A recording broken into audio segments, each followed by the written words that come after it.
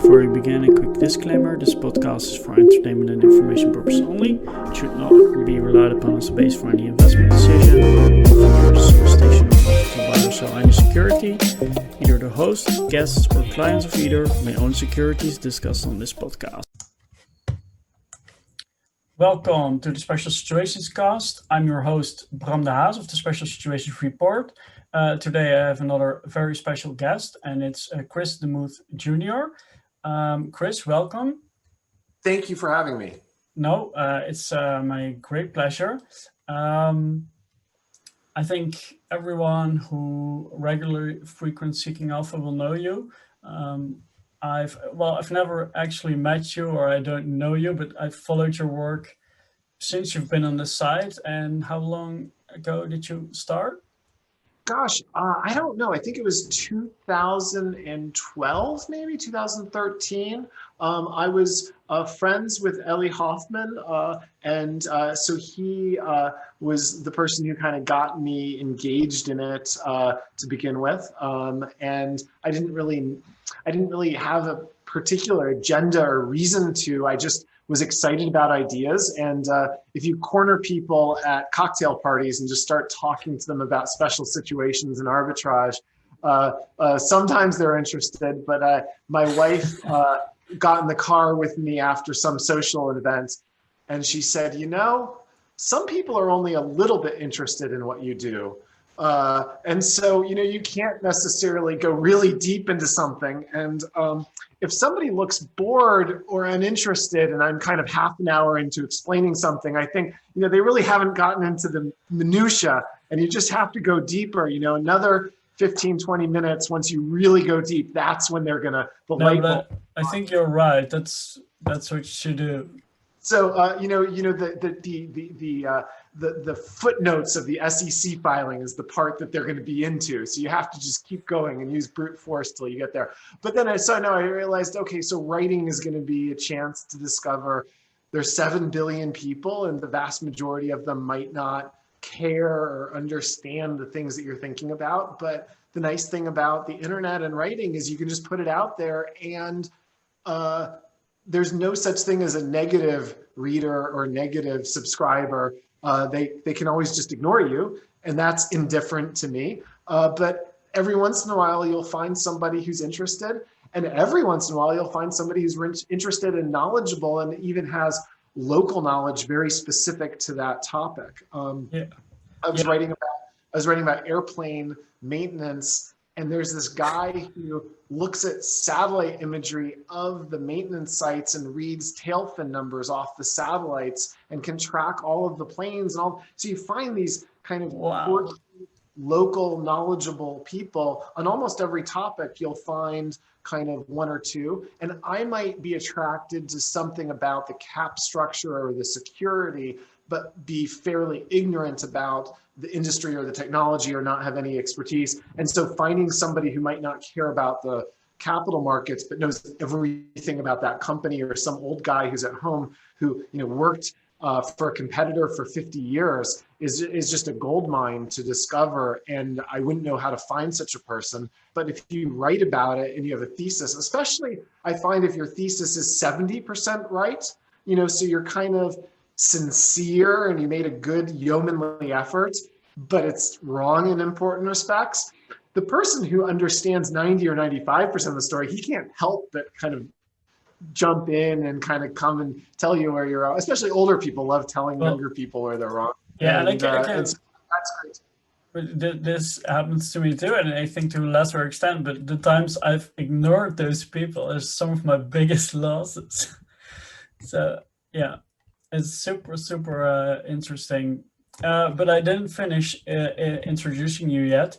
You're the co-founder of Rangeley Capital, and you on Seeking Alpha, you now write one of the top services, since the marketplace has been there, called Sifting the World. I think it's inspired by Charlie Munger. Yeah, he had a quote about Sifting the World, and it was kind of along the lines of, you know, you can't know everything about everything, but if you really look carefully, every once in a while you can find something. And it's a little bit, I mean, it was just a one-off quote, but it's a little bit related to my idea of radical selectivity, that the best way to do this, it really requires actually caring and being willing to do a huge amount of research and reading, because you're not necessarily exploitative about every little nuance. You're kind of just curious, and you look through an enormous amount, and every once in a while stumble on something that's really actionable that you can exploit and profit from. But I like Charlie. I like the quote, and that's what we named it after. Yeah, cool. And I think if the Charlie Munger reference didn't betray it, if people read you, you love bargains. That it doesn't really matter whether it's a stock or something else. So you're really from the value investing school. Can you maybe tell us a little bit about your background and Sure. how you, yeah. I like underpaying.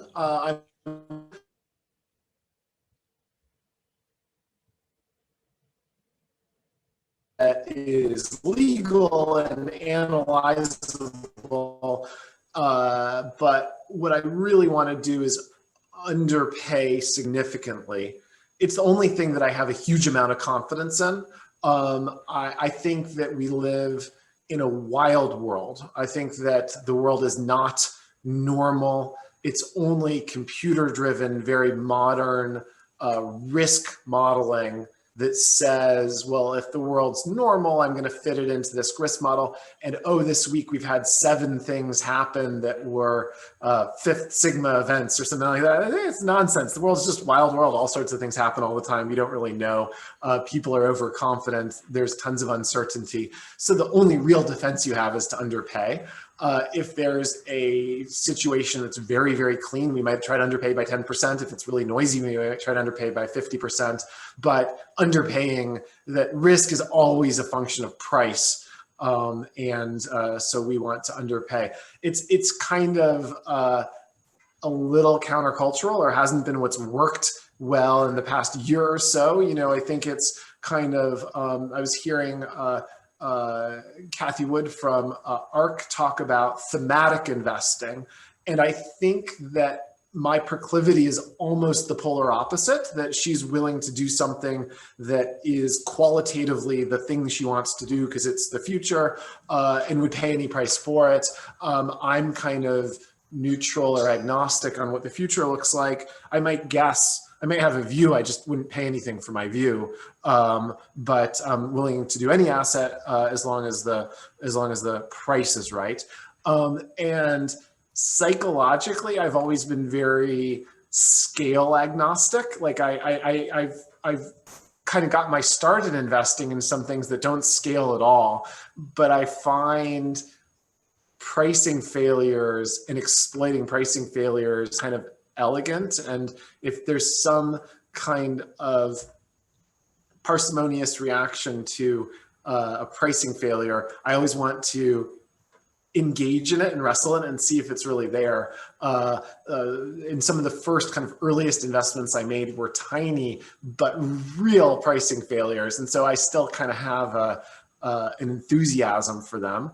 As you grow up, you kind of try to do some bigger ones, but yeah, that's the style of value investing, which is it's not underpaying based on accounting metrics. It's based on a structural failure for the pricing system to account for a very specific party to a transaction that has a aversion or a want that might be perfectly rational. It doesn't really require an irrational actor, but it's simply a non-economic or constrained counterparty that wants to do something or wants to avoid something. And I can be kind of a service provider for that. If you need to get out, especially if you actually literally have to sell, I want to be able to buy. If you have to buy, I want to be able to sell. And I kind of collect rents from that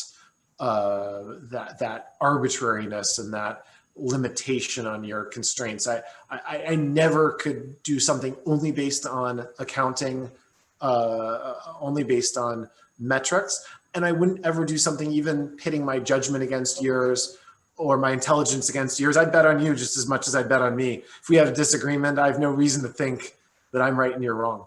No, but I think that's, yeah, I mean, yeah, well, you talk about this a lot because I think it's so important to your style, but it's something that made a huge impression on me through your writing, that you're always looking for people that are forced sellers or that are really have their hand forced as a counterparty. And that's almost more important than determining the valuation. And in what order do you look at those things? Are you first looking for like the those people who have their hands forced? It's probably easier. Or are you looking at valuation and seeking for confirmation in the... Always first looking for a place that value would be hidden. If you were hunting, you could kind of think about, which direction would you shoot?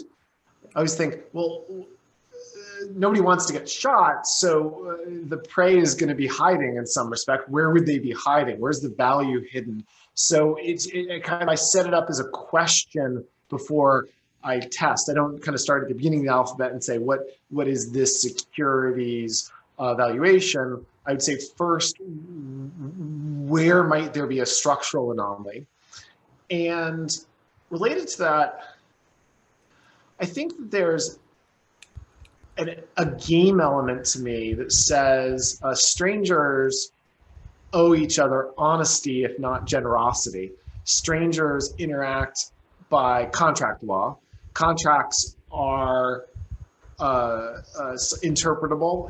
Kind of the computer symbolic logic to me has always been the mode that I think of reading comprehension. You just organize it in the way you'd organize computer programming and conditions and so forth. And you think about, what is represented by contracts and by terms, and then what's out of place, what's something, and to me, it's funny, it's very related to humor. I always think it's kind of mirthful when you find something that is a term or condition or an offer that is completely consistent with the letter of a rule or a condition, but is obviously wildly outside of the spirit of it.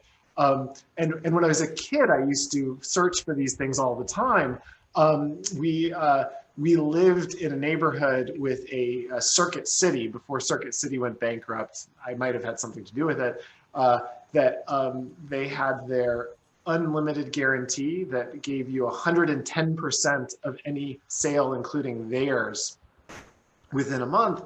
And so I just befriended the salesman and found out their kind of schedule. And I would go and I would buy everything I could with all the money I had a week before the sales. And my mom once was delivering laundry to my room and she thought I had stolen it from a truck. She asked me, why do I have these big stacks of phones?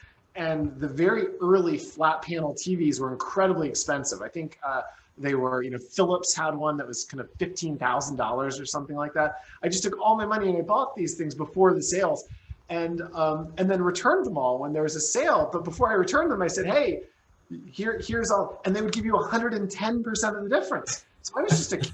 If you had a $500 thing and they put it on half price, you didn't get 250, you got 250 plus 25 on every single one. So you could just go and you could just empty the cash registers at Circuit City. But that was their offer. Yeah. And then the other one that I found was the duty-free shops set Forex monthly when I was a kid, in the 90s, and monthly. And they did it as a convenience. So if you were traveling from one country to another, you could pay in the currency that you had extra, and you could get paid in the currency that you were going to visit.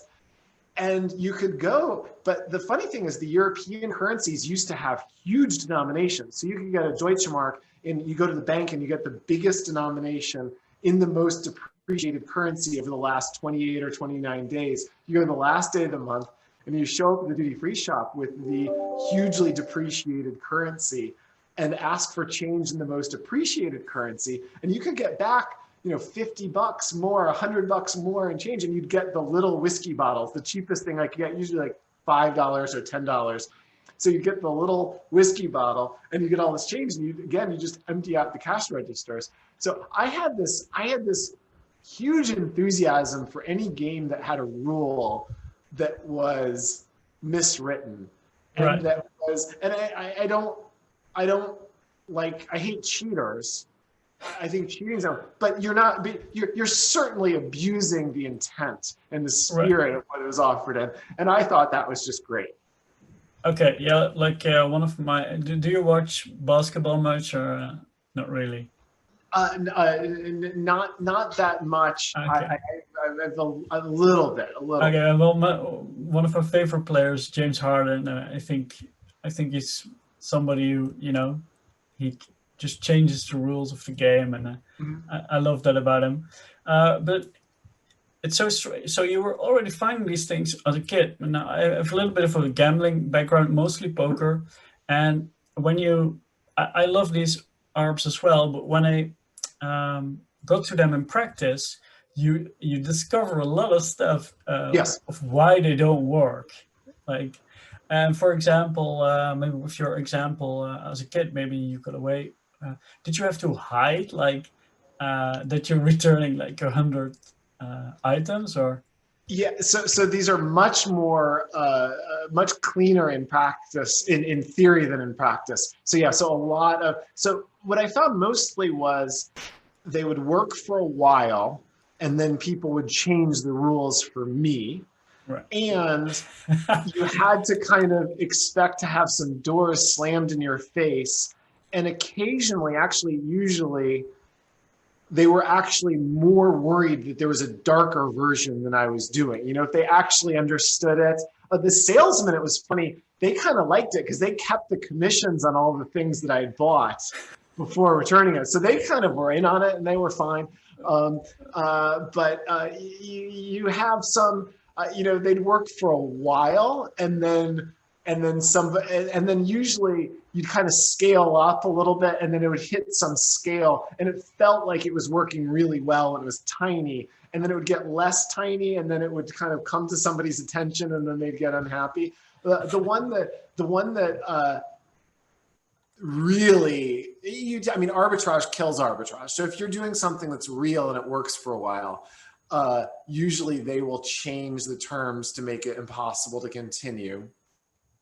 Or it just isn't quite worth the opportunity cost or your time. And after a while, you just kind of grow up a little bit, which I do very slowly. But the two that my parents cut me off from some, and they would change the terms on some. I had gotten pretty big in credit cards. You accept your you accept credit card solicitations for a while, and then I found a couple things that scaled pretty well, and then it was time to stop that. I'd gotten up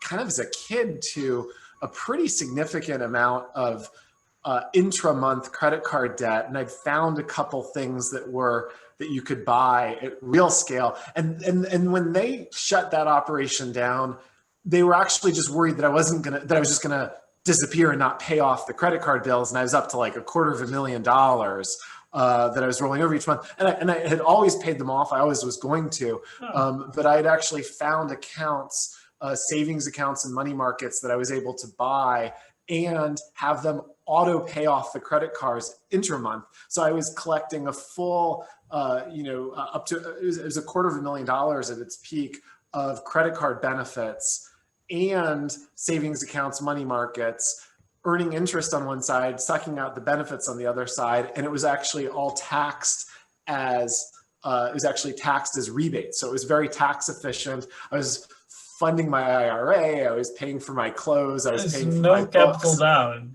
And it was no capital whatsoever. Right? No capital whatsoever. And that was probably my best.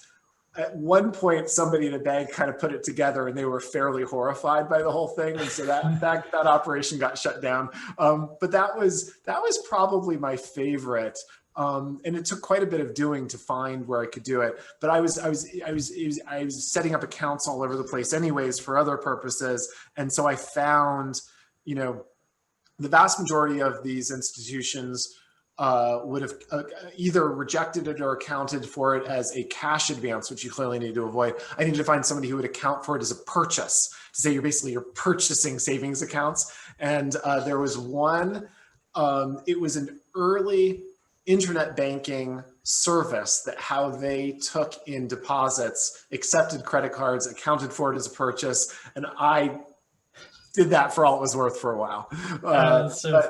But after a while, you get to you scale up, and then somebody notices and they slam the door. Right. So today I kind of wanted to talk to you about SPACs because Sure. You've been involved with those. I think you said 9 years in a pre-interview, and you might have been who introduced me to them, and I've been for years. Once in a while, would buy a SPAC. I bought a few in March when Great. A lot of stuff. Well, I'm not going to look which ones those were because I just sold them when they were like at NAV, because usually that's what they do. Sure. And I was thinking, maybe have you seen things like this before, like how the SPAC market is now, and maybe you can place it a little bit into historic context. Or boy, I understood why you would have bought them in March in a world that is how you think and I think, and probably what attracts both of us to them, which is a discount to NAV. Here's what it's probably worth. You pay less than that, and sure, there's this equity kicker, but you don't even need to get into that. Basically, buying T-bills at a 10% discount you had me at the discount. Where we are now, it's a very weird time. It's a very weird time for a lot of risks. I think I don't know if it's unprecedented. It is rare. The enthusiasm and interest in SPACs is rare, and it is an interest not driven by what interests me in them at all. I think it's probably related both, maybe in conjunction, the zero interest rate environment and the pandemic. So you're giving millions of people a situation where they don't have any cost of capital. They don't demand, they don't need near-term cash flow to cover the interest rates. The investors are home alone, maybe in their parents' basement with free trade. So there's not even a tax on the activity. So you say the activity has no cost. The capital has no cost. And I think you're separating people from the normal desire, maybe young people more than old, maybe men more than women, but just people, humans, from the normal amount of risk they have in their daily life. I think there's a desire to, you go to a bar, maybe you're going to get in a fight, maybe you're going to pick somebody up and go home. Maybe you lose the fight. Maybe she says no. Even the bad has a kind of a human give and take and an actual risk-taking preference. For me, risk is always something you want less of, all else being equal. But if you look not just at SPACs compared to anything else, but the most future-oriented SPACs, the ones that are most interesting to this market are the ones that are pre-revenue. They talk about, and it's not just 1 year. They talk about their earnings and their market share in 2030. It's so they'd be really out years. But do you think it could be because venture capital has been doing great, or at least giving the impression they've probably been doing great for many years now, and the public doesn't really have access to venture capital because of how the rules are structured. Is maybe. I think that's the most charitable explanation. I think there's validity to that.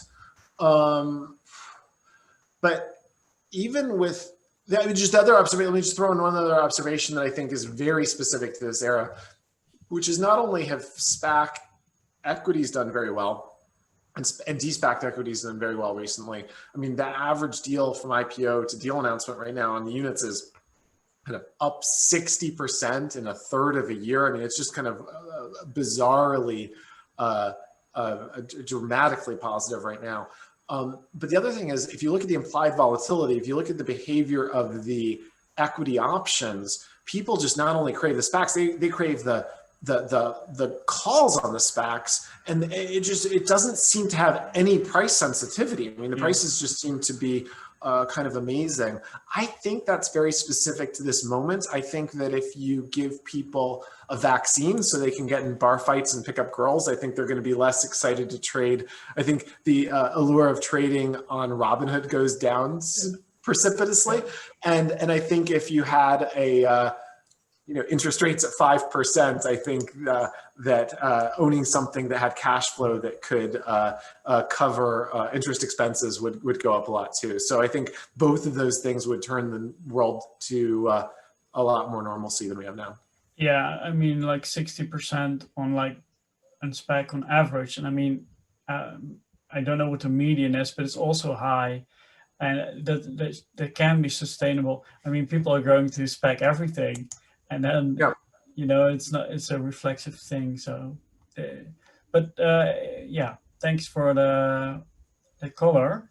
So, and I was thinking, you're a really active SPAC investor, I think, or do you have more like quantitative approach that are you super diversified, just taking a lot of SPACs, or are you? Well, I would say we certainly aren't active in the secondary market. I'd say we're busy in terms of meeting with and getting to know sponsors. I would say that we are selective and like to make very concentrated bets. When we find a team that we like, my preference is to have a big part of any offering we participate in and to be kind of available to be helpful and relevant wherever we can across the process. It's optimal if we could have a significant amount of an offering and participate in founder shares, participate in a PIPE, and be kind of available based on what their needs are throughout the process.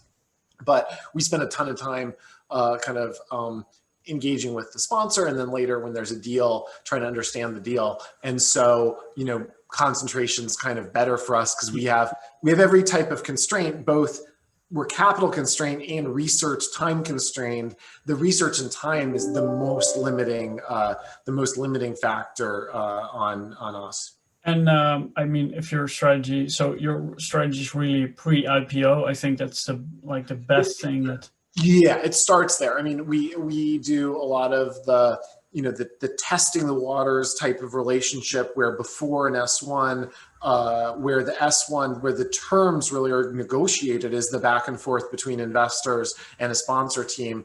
Now, negotiated is a funny word when there are 10 times oversubscribed deals. It's normally, yes, please, sir, I would love to invest in that. What can I do? But that's only a few months old. I mean, even a few months ago, we were in the situation of listening to a team, understanding what they're going to do, and then pushing back and saying, here's what we would invest in, here's what we wouldn't invest in, here's the nature. And that's really how they get to the substance of what is in a unit before the S1. And so the more time I can spend on a part of the process with fewer people involved, the more kind of engaged and relevant we can be for the team. And that's really kind of the best use of my time, the most interesting, and where then we can kind of end up with the investments that we want. And then are you out on the de-SPAC transaction?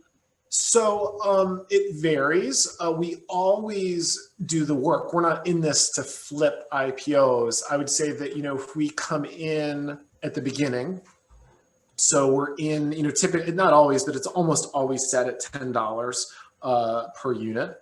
And then 52 days later, you can split it up into its components. And then at some point later, they announce a deal. Almost all of them have been announced deals, and almost all of them have been announcing deals very quickly. I mean, one of the things I look for on SPAC teams is I really want a team that has a lot of specificity in terms of what they do. I don't want somebody who's like, hey, give me your money, I'll go collect a promote, and maybe I'll find something. I want to, they can't already have an announced deal, but I want them to be, 99% sure the kind of thing and have very good contacts. Let me say it this way. It would be disappointing if anybody raised a SPAC and then introduced themselves to a potential target afterwards. You want somebody who knows these targets very well before the clock's running and before the time value of my money, dissipates over the course of years. We very much hope this is a matter of weeks and months, not years. So ideally, because you can start a SPAC, I think if you already have a deal like in the how would you say something like that? You've already got it. You can't have a contract. You have an expression of interest. You couldn't even have a letter signed, but you could certainly know. You could certainly have discussed thematically with potential targets. If they would make a good public company, if you'd make good partners, if you'd work together well, and so you could be substantially through a process. It's kind of like if somebody is getting married, before you ask somebody, you'd want a pretty good sense of what their answer was before you ask. You can kind of feel around to these things. And so hopefully they've made a lot of progress, but I certainly prefer for the ones we go for that they have a very good sense of what they're interested in and have kind of had a good communication before the clock starts. We almost always split up our units so that we have as much flexibility as possible. And we are pretty sleepy until a deal is announced. Between the IPO and the deal announcement, my observation is that the prices day to day are not opportunities that I want to try to exploit for two reasons. One, the sponsors want long-term investors, and I want to get good allocations in the future. I'm not monkeying around with the share prices day to day. Two, they're fairly good data points. I mean, it's not perfect, but from the ones that have the best to the worst market reception pre-deal, they will tend to be teams that have similar level of endorsement and comfort on the kind of thing that they announce. They're given more or less credit. So I think these prices are somewhat efficient. So you're not really, I'm sorry to interrupt you, but you're not really seeing a lot of, because there's a lot of rumors coming from weird places in the SPAC market right now. It's not just Reuters, Bloomberg. I rely only on primary sources. If I could make money doing anything else, I would do other things. But I tend to find secondary sources as a kind of a game of telephone where, the first person gets it, has some limited reading comprehension and some exaggeration or lies. And everybody, it's so natural to try to sound more relevant than you are and more connected and in the know. I mean, just gossip is so pervasive, maybe especially right now during a pandemic, that's just somebody wants to be interesting. And so I think there's always a lot of exaggeration. And the most benign version is not even liars, not even exaggerators, but it's so much easier to connect thematically, to think by analogy and think by themes. And I just think it's toxic and dangerous and stupid, and I want nothing to do with it. I think everything is data dependent, fact specific, everything stands on its own. And not to say that analogies and themes don't exist, but I just think they're almost always overstated. And so people try to say things that kind of sound right in this kind of sing-songy, sometimes even referring to it as a rumor, like, hey, I heard a rumor. And I think just stop right there. Like you're hearing some combination of lies, exaggerations, and people forcing into themes and forcing into a story something that isn't a story. I mean, a friend recently wrote about, he said something and somebody gave this reaction that, well, everything has a reason, everything has a purpose. And I think it's probably the sentiment that I most disagree with in the world, that I think a lot of things don't have a purpose, don't have a meaning, aren't explicable, aren't important, and are so easy to over extrapolate. The people are meaning hunting machines. And if there's not a good meaning, they'll just make up something. And so I hate secondary sources and rumors and gossip, because I just don't think I'm going to make any money off it. I think I'm going to make it worse by being part of it. And so I kind of try to steer clear of that. So I really mentioned it because because of your views on the mispricings, that they were. Yeah. So we're very passive between IPOs and the deal announcement. There are two things I will observe during this period, but we're not, for the most part, not acting on it. One is I'm very interested, once we break up our units, in how the warrants and the equities trade versus each other. And then secondly, I'm very interested in how the equity trades versus the options for two reasons.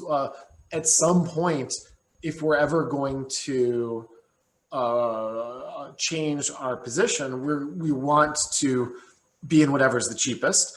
And there are opportunities down the line. Now, this is post-deal announcement, where the buy rating is just, to me, extremely attractive. And so if the equity is more expensive than the warrants, and if the implied volatility is extremely high, the way I think about it is, I've never done a market order, but I love being a counterparty to anybody who wants to do a market order. So if there's some deal announced and there's a thematic investing enthusiasm where somebody, it's up 50, 60, 70% in a day, somebody hasn't even read the merger doc or anything, they just kind of hear the theme and like it.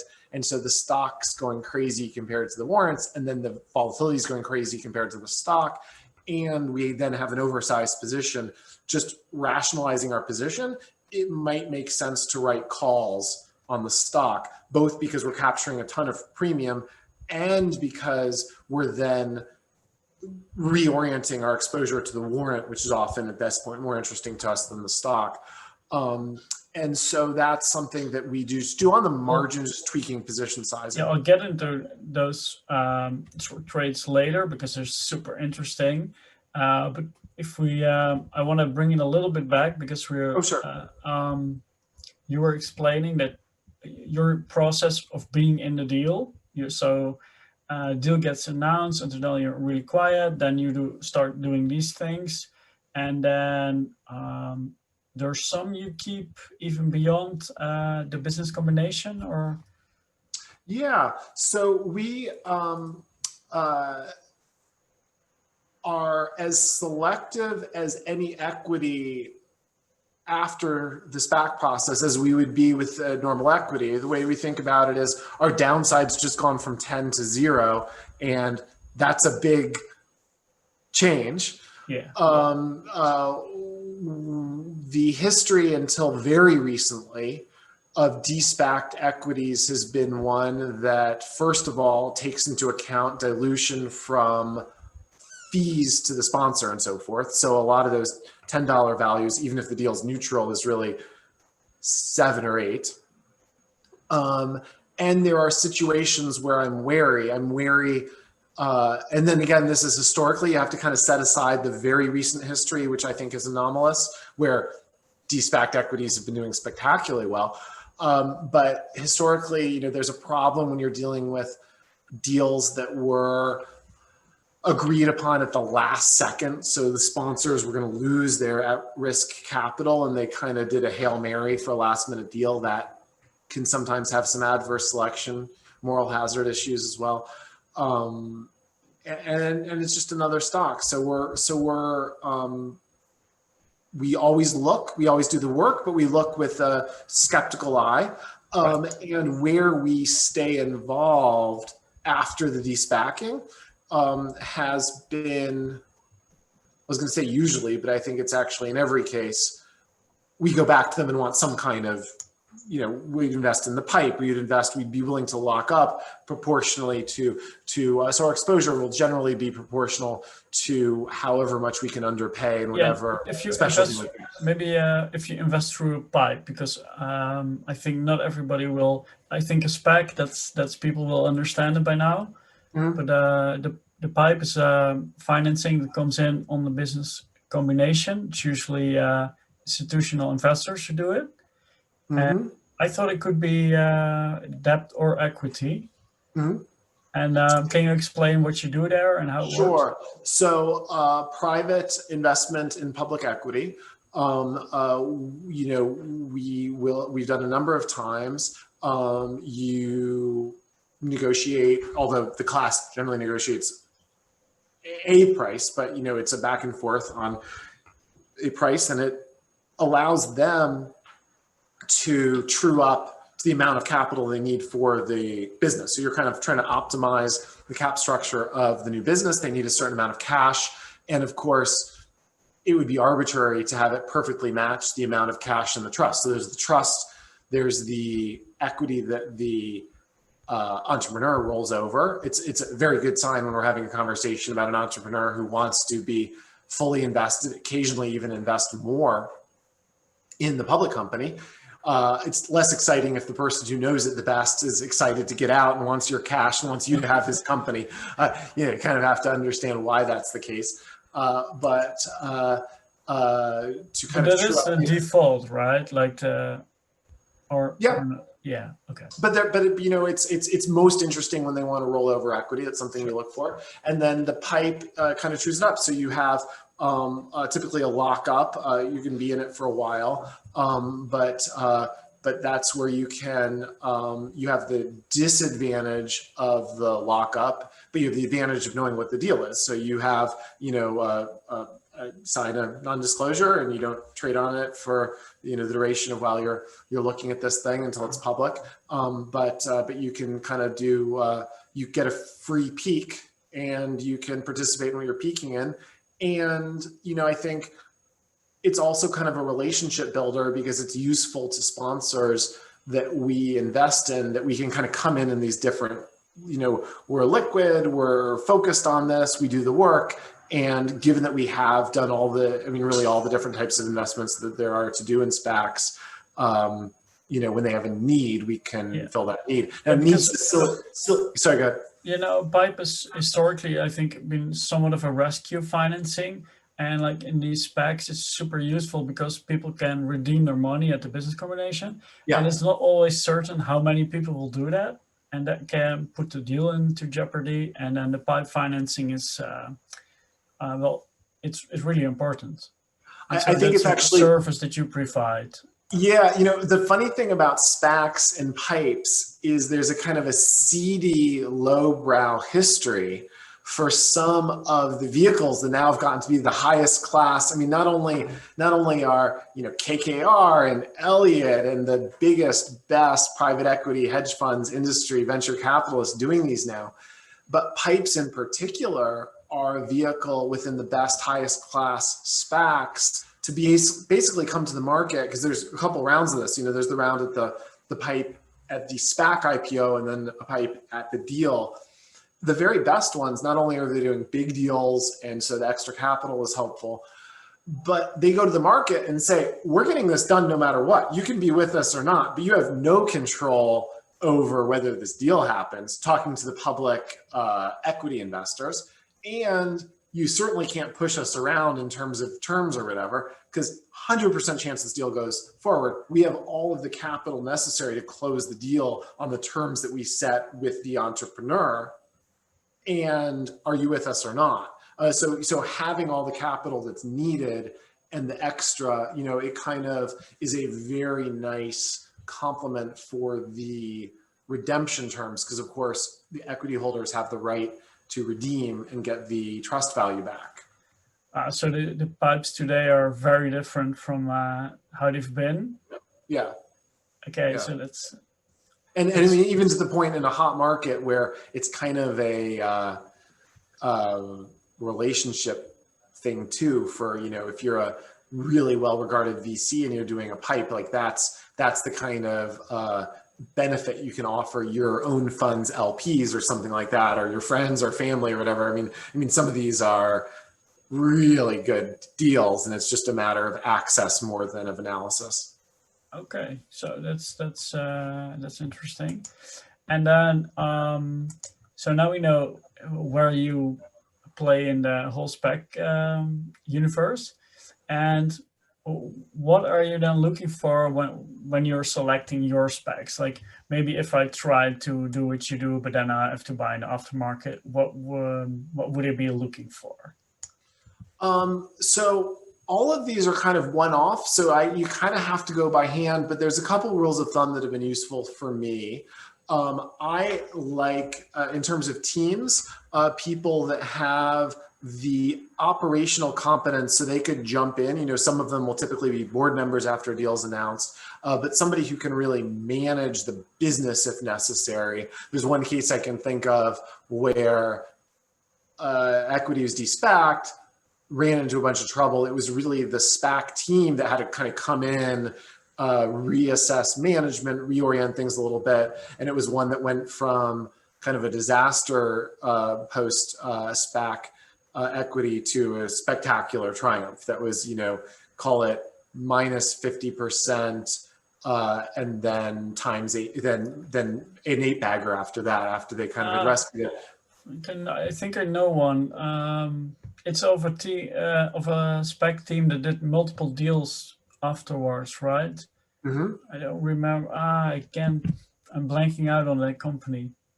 The one I was thinking of was Purple, Right. the delivery mattress company. But so being good operators, being good asset allocators, ideally people who are very experienced deal makers. You know, I like somebody who's done dozens of, you know, just gone through the cadence of M&A. It's fine with me if they've had a few disasters. I always think about experienced investors. I don't want them paying their tuition with my money. I want, you know, if they've learned some hard lessons, you know, so, you know, KKR or some of these, you know, that have just done hundreds of deals, you know, they've had a lot of huge successes. They've had some failures. This is just one more thing in the process, and they have a ton of deal flow. So they can be, it's easier to be really selective if you are a SPAC sponsor that's going to have 100 inbound calls of really good potential deals, and you can say no to 99, then kind of introducing yourself to 3 or 4 and having to pick one of those 3 or 4. And with the private equity ones, do you worry that they're going to shove one of their companies like loaded off on you, or? Yeah. Okay. Yep. Yep. Yeah, you're worried. Private equity or industry too. Now there are some that they seem to be setting up SPACs to unload crap they don't want. Yeah, no, I've had that problem in private equity. I've had that problem in industry, in, you know, CEOs of private companies outside private equity as well. So yeah, no, that's absolutely. But so you could still go with them, but it's a concern, or yeah. Okay. And especially kind of late state, you know, something that's late, you know, if they have an 8, if they're in the, you know, if they're at the very end of a fund's lifetime, and they're trying to cram a bunch of that crap in a SPAC, you know, that's, yeah, that's that can be a problem. I mean, I think that we've had our best luck and most interest and the most sincere SPAC sponsors in the VC world, the people who just really know a lot of tremendous companies that are immensely valuable, that solve real problems with terrific entrepreneurs that really could scale and could use the public markets and need the capital for very benign reasons or good reasons even, are VC people, you know, and especially looking at,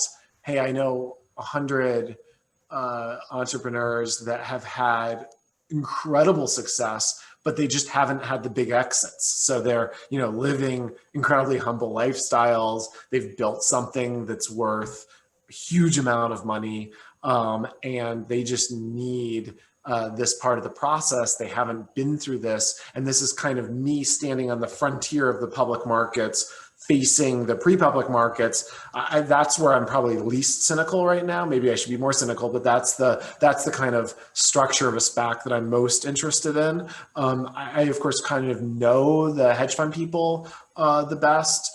And then there's some very good private equity people too. But in each of those categories, having a lot of deal making experience. And then I'm kind of, I'd say third and probably in third place, but kind of aware of if they're good marketers and promoters, and if they can get on CNBC for half an hour, that's a half hour of ads that nobody has to pay for, that kind of earned media I'm aware of. I don't think there's anybody just psychologically who's kind of a great operator and asset allocator and self-promoter, but that's another skill set that's kind of can be nice in a SPAC sponsor, at least somewhere on the team.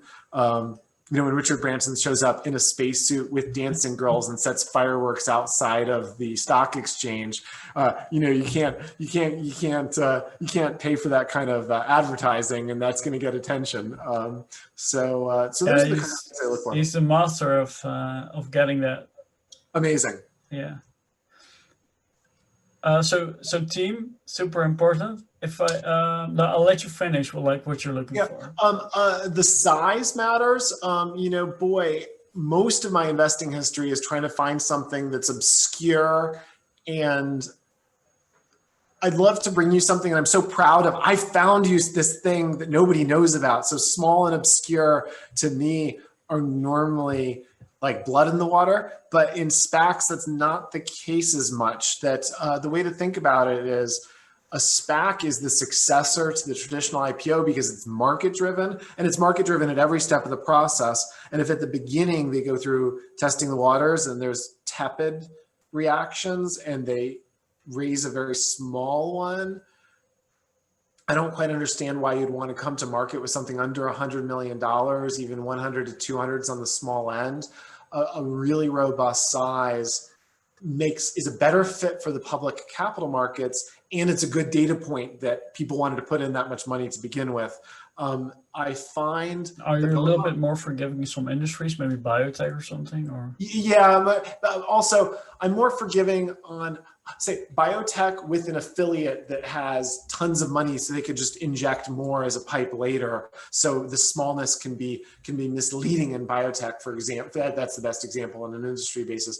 But I find that there are two things that maybe superficially could be problems but aren't. One is just the bigness, and the second is a lack of generosity in the unit structure. I find that the market not overcompensates, that if somebody is able to raise a ton of money to get a very big SPAC and doesn't have to offer that much. Now, I hate saying this. I'm going to cringe if some sponsor quotes me back why they want to give me an 1/8 of a warrant as opposed to a 1/4 warrant, and then they quote me on it. However, I'll admit and probably regret saying out loud that I find the stinginess is a really good data point, and I find the bigness is a really good data point, and I find the market under acknowledges that, not over acknowledges that the best people are even better than the market gives them credit for in terms of what they can negotiate early on in a SPAC. So those will tend to be the ones that we are most interested in. And aren't those more friendly to the entrepreneur? Yeah. Maybe they're facing one side or the other, and there's really only the value of the trust and the potential value of a deal. And so there's nothing else. So you can chop it up in lots of pieces or fewer pieces. Because in promo, that can get negotiated down. Yeah. But this warrant structure, you're kind of stuck with it for the duration, right?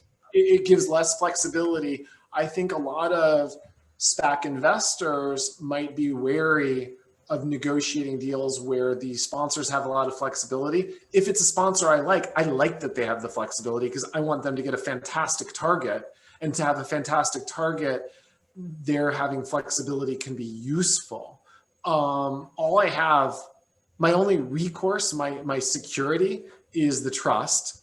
Doesn't go up or down based on however much they kick in the units, and the deal. And so you want them to have a lot to negotiate with, especially if you have some fantastic kind of founder entrepreneur So What do you think about this alternative structures like the Tontine one, and you've got caps now, and I've heard sales on a recent interview? Yeah, no, I think that Tontine is a better structure. I think that Ackman improved SPACs with it. I hope more people do that. But I think I have a selfish reason against it, which is we're able to differentiate ourselves by being very long-term oriented, by sticking with them, by not trading, by not flipping IPOs, and kind of like we are the closest to the sponsor, the most sponsor oriented of any outside minority passive investor they could find. We want them to have all the tools to get the best entrepreneur. I don't expect to do well in this as a counterparty as much as doing well in this as aligned with the best people doing the best deals. The Pershing structure makes that less unique because it kind of forces people or encourages, entices them into that longer term, more deal focused orientation versus the short term gaming, arbitraging the IPO itself.